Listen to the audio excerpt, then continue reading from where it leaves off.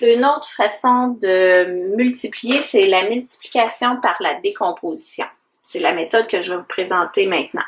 Donc, j'ai le nombre 426 que je veux multiplier par 4. Comme on l'a vu lorsqu'on a fait l'étude sur les nombres, on peut décomposer notre nombre. Donc, la première étape, c'est la décomposition. Je vais décomposer mon nombre 424.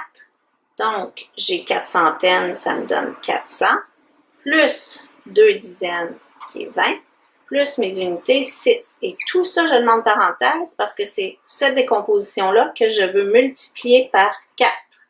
Ce qui m'amène à ma deuxième étape, qui est la distributivité. Distributivité. Donc, c'est-à-dire que je veux distribuer ma multiplication à chacun des nombres de ma décomposition. Donc, j'ai 400 que je veux multiplier par 4. Ce que j'écris ici, 400 fois 4. Et je le mets en parenthèse parce qu'il y a une autre partie ici qui est plus, mon plus qui s'en vient ici, 20 que je veux multiplier par 4. Donc, 20 fois 4. Je le mets en parenthèse parce que j'ai une autre partie ici. Mon plus s'en vient ici. Et là, j'ai 6 que je veux multiplier par 4. Plus 6 fois 4. Ce qui donne la troisième étape, qui est la de multiplier. Multiplication. Donc, la multiplication, j'ai 400 que je veux multiplier par 4. J'utilise mes stratégies de table de multiplication, 4 fois 4, ce qui me donne 16, et j'ajoute mes deux zéros, qui me donne 1600.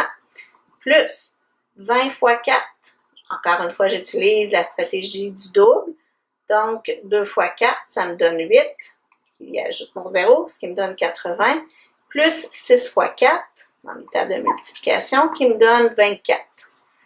La quatrième étape, c'est l'addition. Donc, je vais additionner mes différents nombres pour trouver ma réponse. Peu importe, je peux commencer par additionner ces deux-là ou ceux-là, ça n'a pas d'importance. Moi, je vais commencer par additionner, je vais garder mon 1600, auquel je vais additionner le 80 plus 24, que je sais qu'il me donne 104. Et là, j'utilise des stratégies d'addition qu'on a vues au début de l'année. Je les applique dans mon addition ici.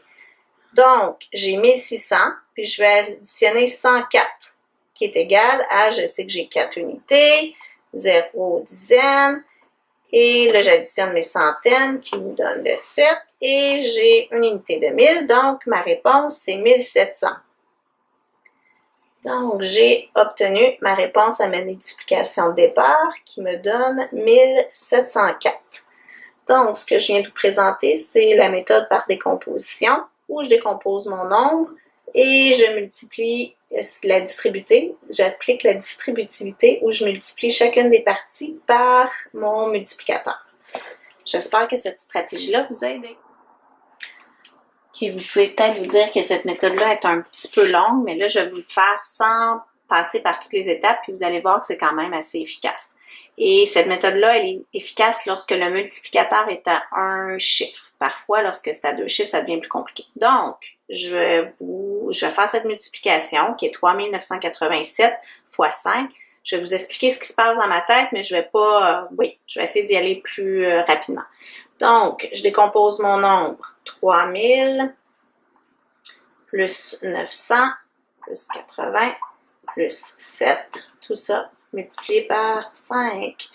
Donc, j'ai 3000 fois 5 plus 900 fois 5 plus 80 fois 5 plus 7 fois 5. Donc, 3000 fois 5, ça me donne 15 000, plus 900 fois 5 qui me donne 4500, plus 80 fois 5 qui me donne 400, plus 7 fois 5 qui me donne 35. Là, ici, j'ai utilisé mes stratégies de multiplication de la table de multiplication du 5. Et ensuite, il me reste à additionner tout ça ensemble. Ici, je peux additionner ces deux-là ensemble.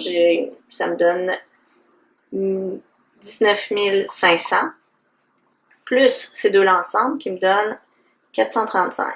Et là, j'additionne tout ça.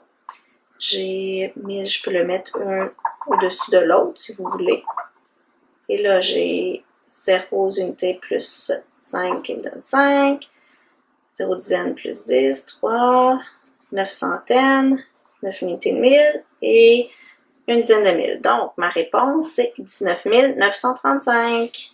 À la multiplication, je vais mettre ma réponse ici. 19 935. Voyez-vous, c'est quand même pas très long.